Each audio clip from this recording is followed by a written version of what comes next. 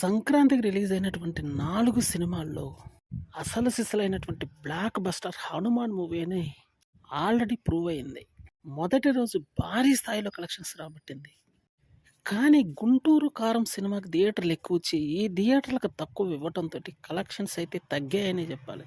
మామూలుగా అయితే 'హనుమాన్' మూవీ ప్రపంచవ్యాప్తంగా మోగిస్తుందనే చెప్పాలి కలెక్షన్స్ రూపంలో. కొన్ని పత్రికల్లో అయితే మొదటి రోజు 21 కోట్లు కలెక్షన్స్ రాబట్టిందని అనేది గట్టిగా తెలుస్తుంది. సినిమా యొక్క బిజినెస్సే 25 కోట్లు. అంటే మొదటి రోజే వచ్చింది 21 కోట్లు. సినిమా ఎంత బలంగా లేకపోతే ఇంత అద్భుతమైన కలెక్షన్స్ వస్తాయి. ప్రస్తుతం జరిగింది కూడా అదే. బ్లాక్ బస్టర్ కలెక్షన్స్ వచ్చినాయని చెప్పాలి. 60 కోట్లు పెట్టి సినిమా తీస్తే ప్రీ రిలీజ్ 25 కోట్లు. వచ్చింది దగ్గర 21 కోట్లు. అంటే 3 రోజుల్లో మొత్తం రికవర్ చేసేస్తారని చెప్పడంలో డౌటే లేదు. అంచనాలను మించి మరి ఈ సినిమా బ్లాక్ బస్టర్ రేంజ్కి వెళ్ళిపోయింది. తేజ, సజ్జా, ప్రశాంత్ వర్మల యొక్క పీక్ కాంబినేషన్ ఒక దుమ్ము దులిపే ఎంటర్టైనర్గా నిలిచిందని చెప్పడంలో డౌట్ లేదు.